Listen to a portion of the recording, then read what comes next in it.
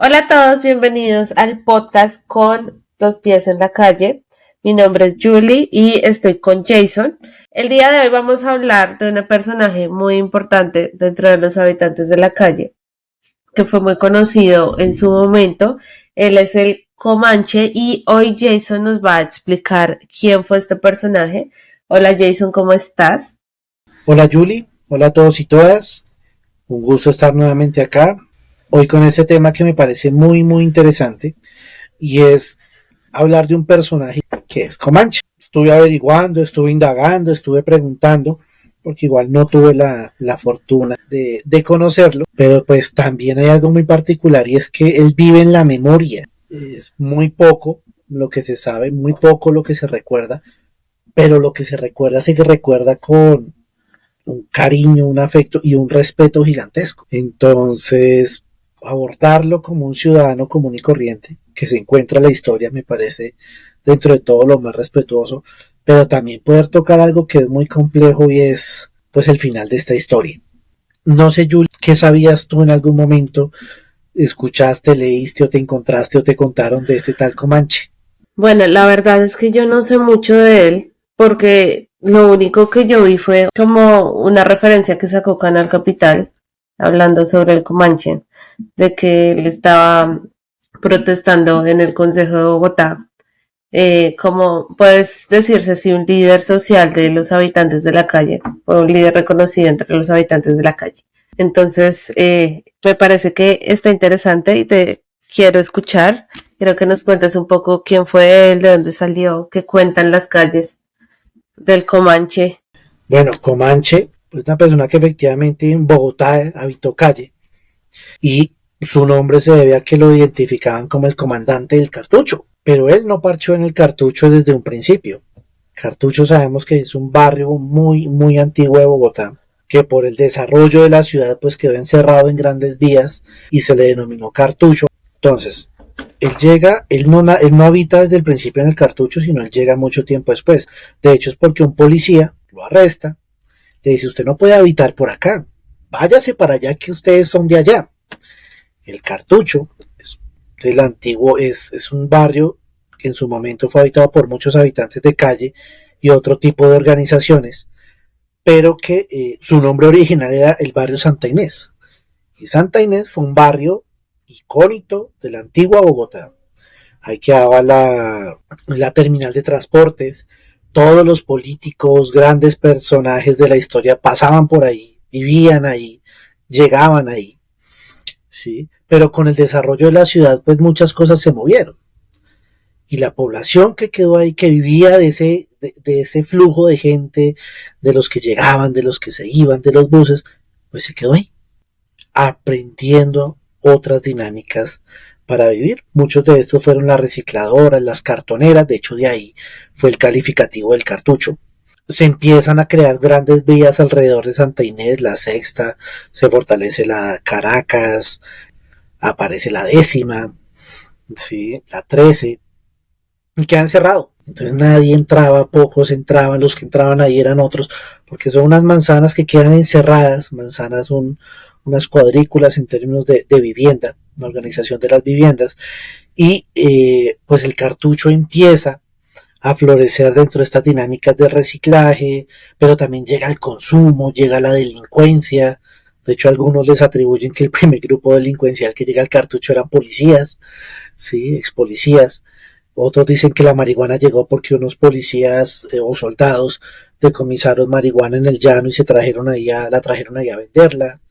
De ahí es donde se usa mucho la palabra pepas, ¿sí? Y era droga que, pues hoy en día las pepas son drogas sintéticas, pues en su momento pues eran drogas, era que guardaban dentro de las pepas del mango, ¿sí? Entonces cuando llegaban a hacer requisas pues botaban los mangos, las pepas, ¿sí? Pues quién iba a revisar eso, nadie, pero ahí estaban. Entonces, digamos, son muchas de las historias, los textos narran ese tipo de historias de una zona que se deprimió bastante en términos de urbanidad, en términos de la estructura de la ciudad, pero que pues también fue una zona muy compleja. O sea, vivir en el cartucho no era muy sencillo. Estuvo el gaminismo, que habíamos dicho que era el tema de los niños en la calle. se veía mucho. Allá es donde empiezan a aparecer las primeras brigadas de aseo para los habitantes de calle, donde el padre Javier de Nicoló crea estos centros de atención dentro de su operación Amistad, que era hagámonos amigos del chico o la chica mientras nos genera confianza, generamos la confianza para que vengan a nuestros centros y de a poquito los vamos sacando de ese escenario. Pero el cartucho era un cúmulo de cosas, ¿sí? Vivienda, gente vivía ahí, trabajaban ahí, muchas de las dinámicas se daban ahí, pero eran dinámicas muchas enmarcadas en la pobreza, marcadas en el reciclaje, enmarcadas en el consumo, enmarcadas en la habitabilidad en calle. Comanche fue una persona que llegó allá, a ese mundo, ya era habitante de calle, pero él llega al cartucho y lo que cuentan es que es un personaje que empieza a ganarse el respeto de la gente en el cartucho. Bueno, antes de que continúes, me gustaría preguntarte una cosa. Y es, ¿el cartucho entonces vendría estando ubicado dentro de la Candelaria? Alrededor de la Candelaria.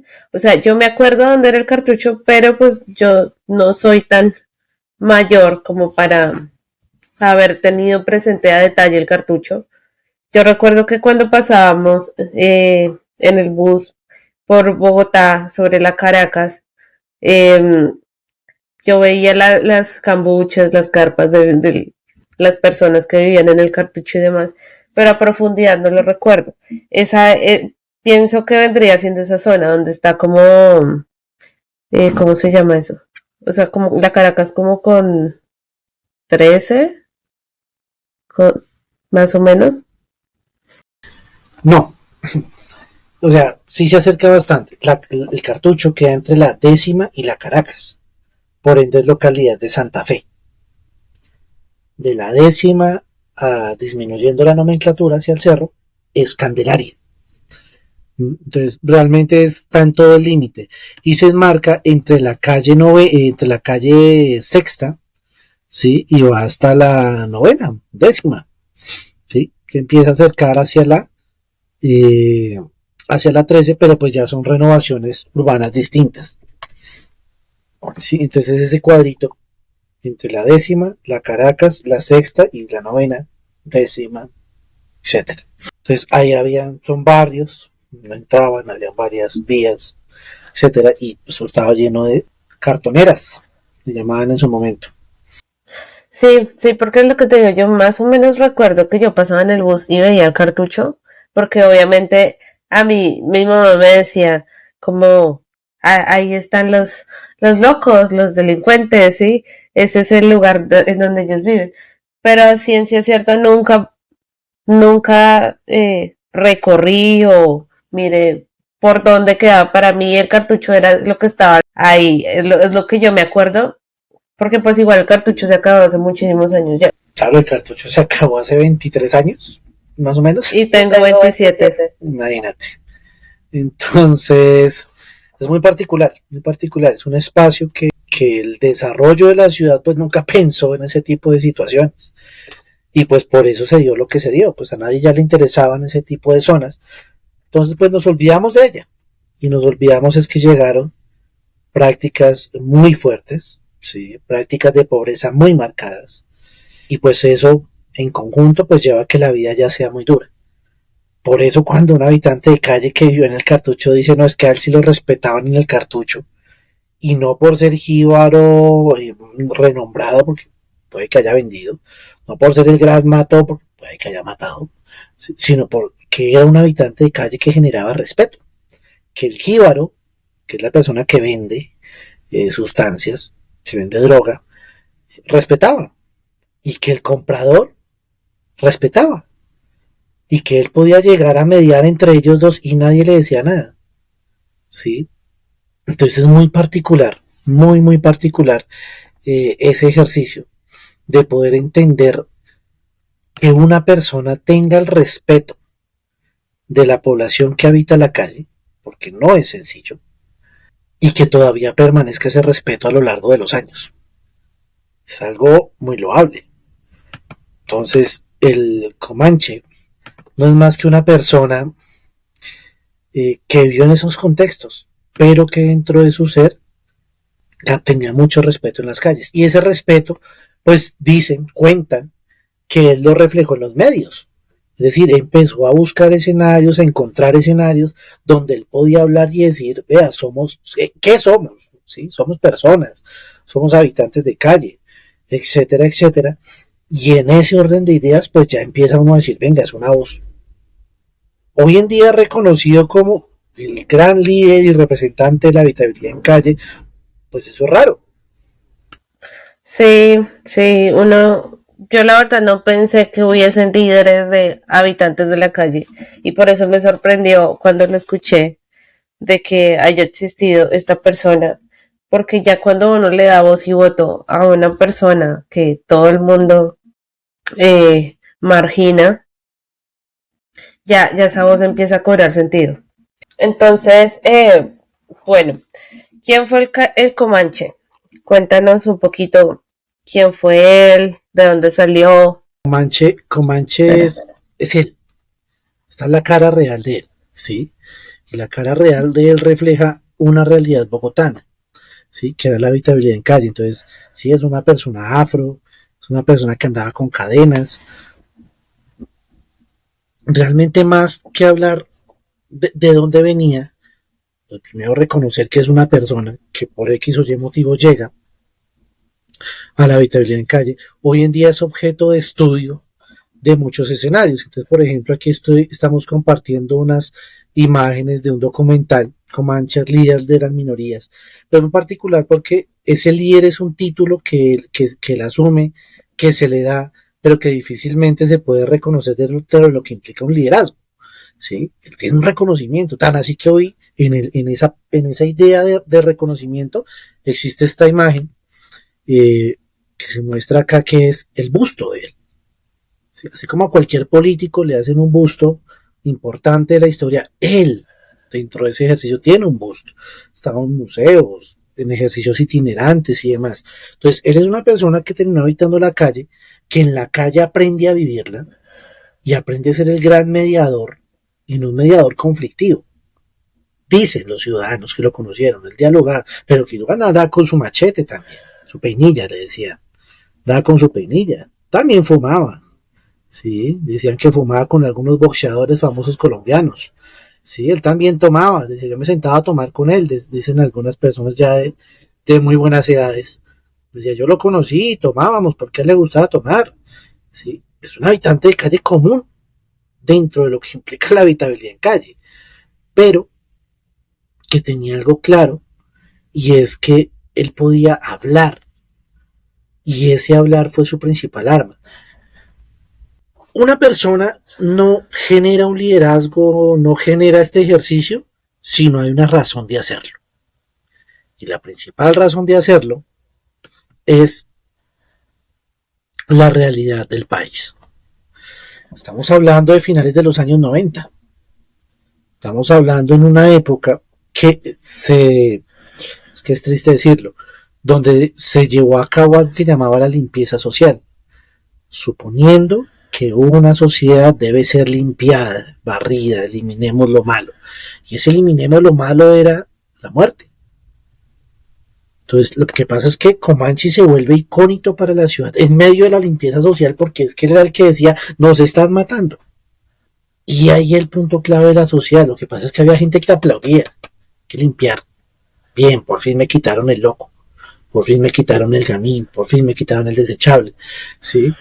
Pero cuando tú lo escuchas y él se para dentro de lo más básico que somos personas, mi defensa es el mugre, nos están matando. Entonces eso ya de por sí genera un hito, y muchos no lo conocieron, pero lo reconocen. Dice, ese man habló y dijo que nos están matando, porque sabemos qué implica la calle no es sencilla. Entonces, por ejemplo, hay un texto del periódico del Espectador colombiano del 13 de junio del 2015 que relata unas palabras de él. ¿Sí? Y esas palabras son las que pronuncia en el Consejo de Bogotá, que es una instancia donde políticos hablan y hacen control político para la ciudad. Eso lo hace el 27 de septiembre de 1993. Y él, después de pelear tanto, de ganar tanta cámara, de y hablar con los que debió hablar para llegar allá, llega y dice, vengo en nombre de toda la indigencia para hacerle ver a nuestro pueblo lo que cometen con nosotros. Somos humanos, como cualquiera de ustedes, tenemos o no tengamos, tengamos o no tengamos. Este cuerpo tiene algo de Dios, y si tenemos algo de Dios, por favor, no nos exterminen. Si estamos en un andén, nos gritan. Si estamos bajo un puente, nos matan, porque nuestra única arma es el mugre. Eso lo dijo en el Consejo de Bogotá. ¿Sí? Y es muy particular porque ya se lo estaba diciendo literal a la ciudad. Y no es que él haya vivido un hecho de violencia, es que el contexto de él y el contexto de la ciudad ya era un hecho violento. Una mano negra, él habla de las manos negras, él habla de los grupos paramilitares, él denuncia a la policía, que son los que asesinaron, están matando, ¿sí? Denuncia a otros grupos. Y es donde empieza a ser un poco triste el asunto. ¿Por qué tenemos que llegar a estos escenarios para decir y evidenciar lo que está pasando como ciudad, lo que está pasando como país? Y luego digo, el problema era que él lo decía, y por eso vuelvo y digo, el gran icono de la resistencia, de la habitabilidad en calle frente a una realidad social era él, porque se le paró a todo el mundo a decir, nos están matando, hagan algo como ciudadanos. Él decía, nosotros también queremos la paz. Pero había personas que no les interesaba. Hay personas en Colombia que aún hoy en día aplauden hechos como la limpieza social, ¿sí? Que es eliminemos eso que consideramos que nos sirve. Por eso cambiar el nombre, por ejemplo, dejar de decir desechable, gamín, indigente, a ciudadano habitante de calle, algunos lo llaman como, oh, ya solucionaron el mundo, cambiándole el nombre. Pero esa ganancia es gigantesca. Porque es que desde lo verbal empezamos a entender que sí es persona. Que sí es persona. Y si nos costaba escuchar antes, pues ahora por lo menos vamos a escuchar a una persona. Ahora vamos a ver si escucha. Y yo creo que podemos invitar ahorita, Julie, a que escuchen ese pequeño fragmento. Esas palabras de él en el consejo son muy cortas, que igual nos pueden dejar bastante por decir. Comanche es una persona común y corriente, un colombiano, ¿sí? Un negro, decían así, es un negro que respetamos, ¿sí? No lo conocí, pero nos valoró, no lo conocí, pero nos respetó, no lo conocí, pero siempre hay un pero en función de él. Y es tan icónico para la ciudad que desde el mundo artístico le hacen homenajes. ¿Sí? El mes de la habitabilidad en calle del año pasado en la ciudad de Bogotá inició con la frase de él: nos están matando. Y no porque en Bogotá hoy en día sea una práctica como la de los años 90, sino porque hay que hacer memoria. Y la memoria parte de entender que es que la voz del ciudadano también cuenta. ¿Sí?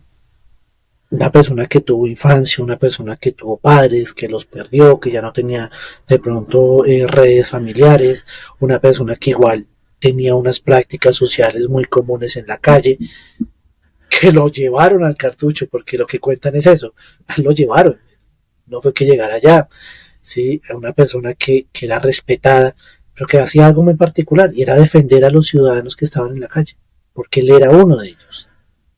Y muchos hoy en día dicen, es que eso fue lo que le costó la vida. O sea, ¿cómo es que tú sales del consejo diciendo lo que acabas de decir y al día, o sea, menos de nada lo mataron? Eso es porque desde el consejo en adelante dijeron, vea, es él. ¿Sí? Entonces ya, por ejemplo, empezamos a entender muchas realidades de Colombia. Les voy a poner aquí las palabras del episodio de Canal Capital, en donde está la grabación. Escuchemos. Para hacerle ver a nuestro pueblo y que nos vean todo lo que se está cometiendo con nosotros los indigentes. Nosotros los indigentes nos dicen que nuestra vida no vale nada, pero nosotros somos humanos, como cualquiera. tengamos o no tengamos, somos humanos, que es lo importante. En ese cuerpo hay algo de Dios, y si hay algo de Dios es humano. Y eso es lo que nosotros queremos, que nos comprendan y nos vean.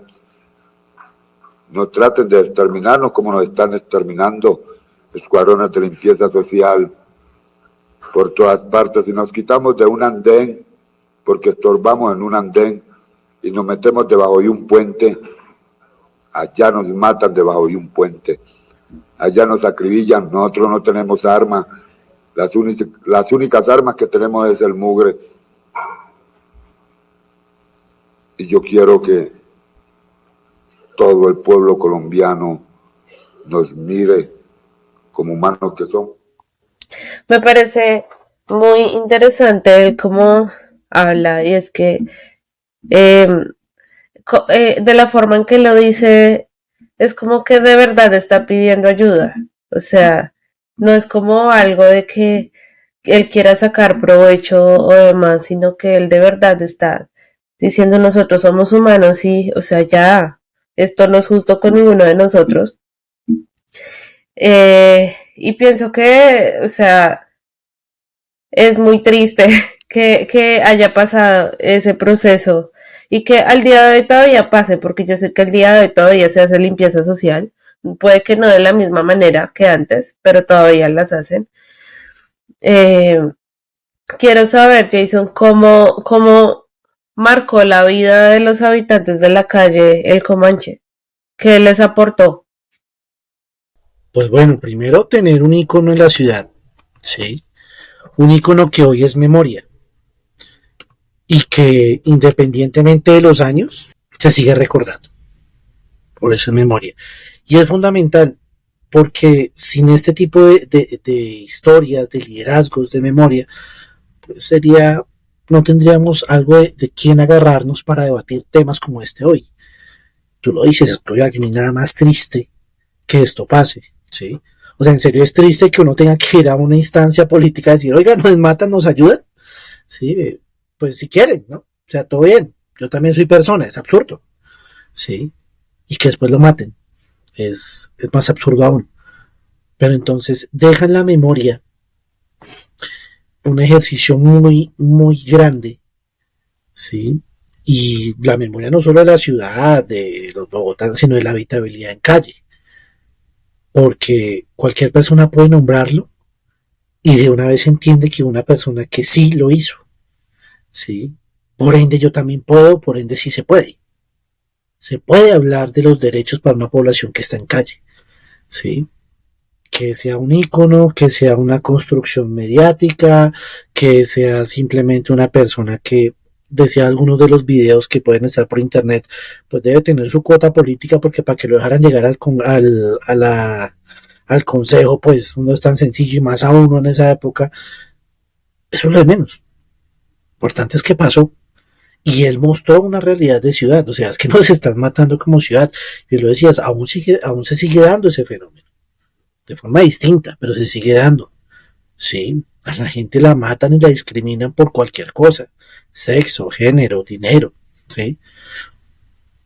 Y por ejemplo, retomando el texto del espectador, incluso lo voy a leer acá compartiéndoselos.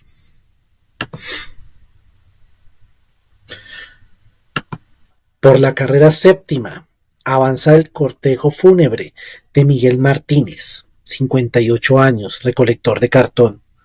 Murió 7 días después de recibir una paliza de parte de un agente de la policía en su cambuche. Junto a él caminaba un parche de 500 habitantes de calle. El féretro tiene la pancarta que reza: desde la tumba, el poetañero Miguel seguirá soñando. Delante de la zorra que llevaba el sarcófago, camina el comandante del cartucho. Tiene la piel oscura, barba poblada, ojos rojos. Lleva una capa impermeable, raída, botas militares amarradas con cordones fosforescentes y una gorra camuflada que lleva su nombre en la calle: Comanche. La caravana toma por la calle 26. 2 patrullas de policía escoltan y la vigilan. Entran en el cementerio central, doblan a la derecha, Avanzan sobre el piso de grama entre tapias y ladrillos. Antes de que el cuerpo se lo trague la bóveda, llevan claveles sobre el féretro y las cabezas de los ñeros que levantan la tapa del ataúd para despedir a Miguel Ángel Martínez. Comanche toma el altavoz de la camioneta de la alcaldía que estaba parqueada cerca y dice: da risa la incapacidad oficial que se vuelve violencia cuando no puede volverse respuesta. Los ñeritos aplauden, sollozan, algunos se trepan la tapia para darle el último adiós a su amigo. Era el 28 de septiembre de 1993. ¿Y por qué quiero leer esto en función de lo que implica Comanche? Porque es que era una época tan dura para ellos que reunir 500 habitantes de calle por la muerte de uno, eso era un icono. ¿Sí?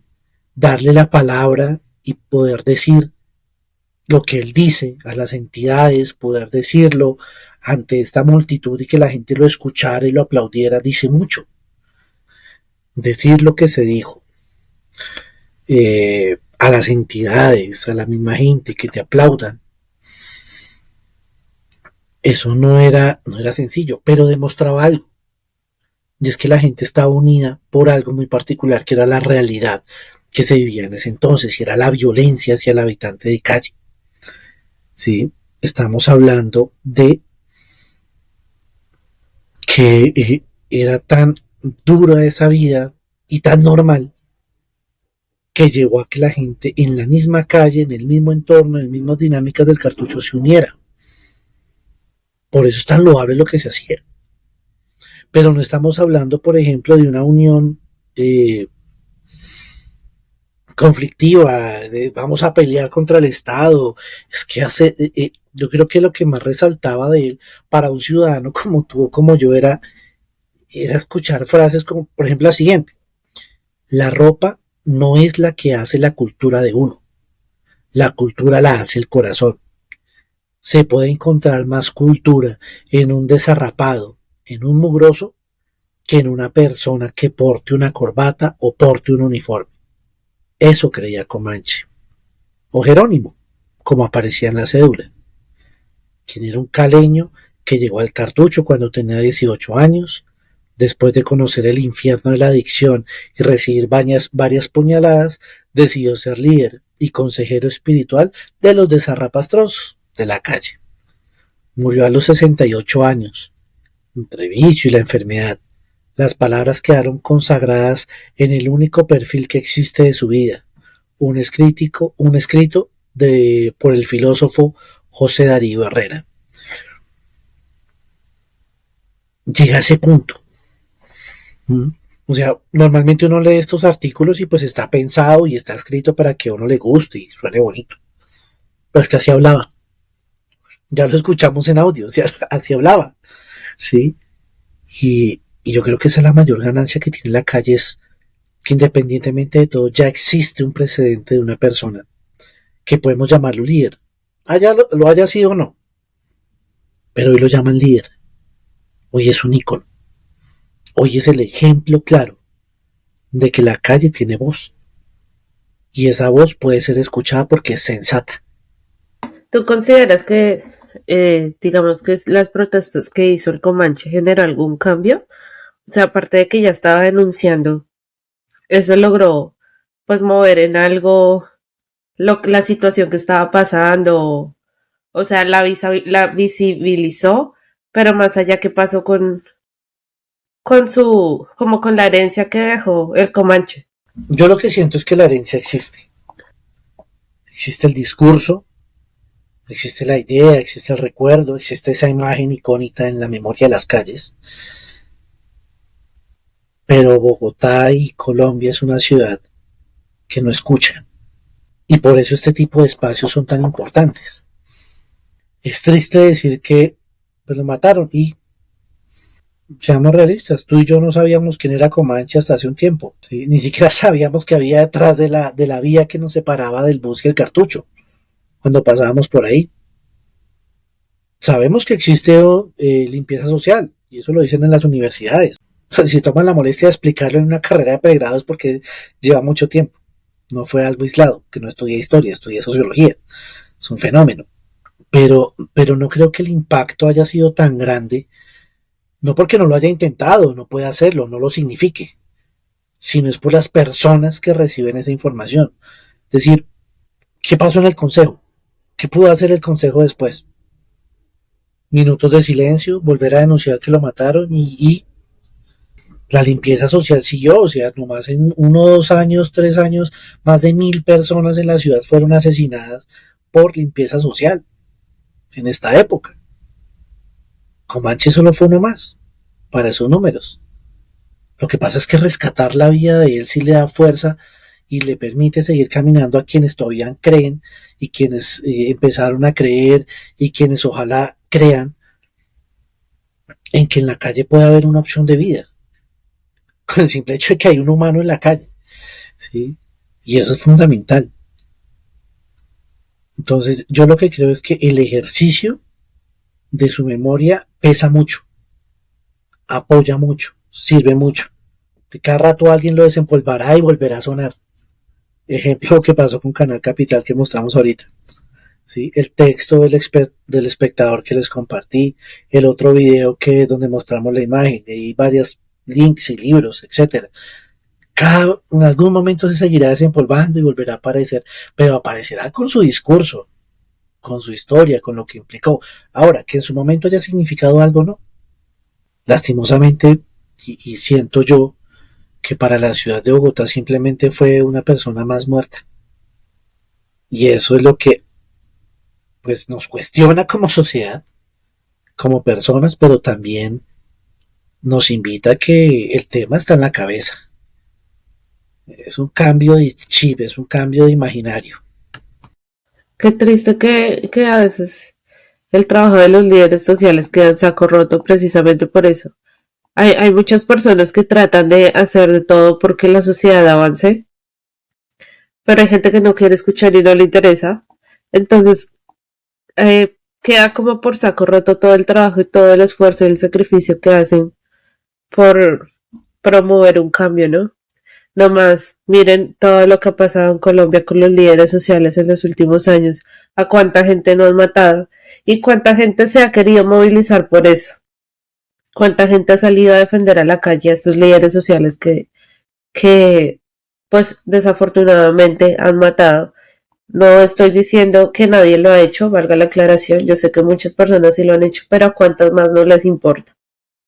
Entonces, es un ejemplo y sí, es difícil para una persona que no es habitante de la calle, pues para un habitante de la calle es el triple de difícil visibilizarse, sabiendo que a las personas les encanta juzgarlos por su condición. Ya para finalizar, Jason, me gustaría saber, ¿se han vuelto a levantar líderes sociales dentro de los habitantes de la calle o más bien no, no ha habido algo que resuene tanto como el Comanche? Creo que a ese nivel no. Bogotá está llena de personajes icónicos, de personajes pintorescos, pero de ese nivel de impacto mediático y demás, muy poco. Muy poco y eso se debe pues a muchos factores, ¿sí? Vuelvo digo, es un fenómeno y el fenómeno social hace que todo cambie. Sí, las concentraciones son distintas, las organizaciones criminales han sido distintas en términos de su impacto, de su incidencia, las dinámicas del consumo han sido distintas y eso también nos lleva a nosotros como entidad a pensarnos cómo vamos a hablar de participación, porque la participación empieza por eso, por ir y hablar, ¿sí? Pero pues no hay micrófonos todavía en las calles escuchando qué opina el habitante de calle sobre eso, no existe. ¿Sí? Y debería, pues si van a pavimentar una calle y ahí duerme un habitante de calle, pues pregúntenle qué opina, así como le preguntan a los vecinos, ¿sí? Si van a intervenir el parque, pues qué opina el hombre, ¿sí? Que ya hablábamos, pues si hay una política de estupefacientes y una política de prevención del consumo, pues qué opina el habitante de calle, ¿será que así sí es? ¿Sí? ¿Es lo que deberíamos hacer? ¿Qué opinan? ¿Sí? Y se encontrarán con respuestas muy interesantes. Algunas salidas de los cabellos, sí, pero salida de los cabellos es porque nos cuesta entender esa razón, no porque sea una sin razón. Es decir, no están locos, están hablando desde la calle. Y Comanche lo hacía, solo que lo hacía en nuestro lenguaje, por eso lo escuchamos. Pero a ese nivel siento que todavía no hay una persona que logre esa identidad y que logre esa movilización. Falta mucho para lograr ese tipo de situaciones. Qué locura esto que nos dices de que no hay micrófonos para estas personas. Precisamente por eso creamos este espacio para visibilizarlos también. Esperamos poder también escuchar dentro de este programa, tener un poco de esas visiones de los habitantes de la calle, que pues es la idea de su forma de ver el mundo, para que nosotros también podamos aprender de ellos, no solo ellos de nosotros, sino nosotros también de ellos, porque sé que tienen mucho que aportarnos también.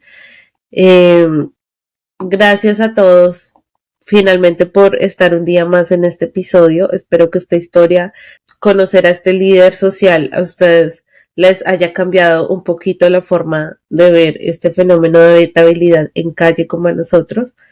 Les damos las gracias por participar. No olviden que nos pueden escuchar en todas las plataformas de podcast.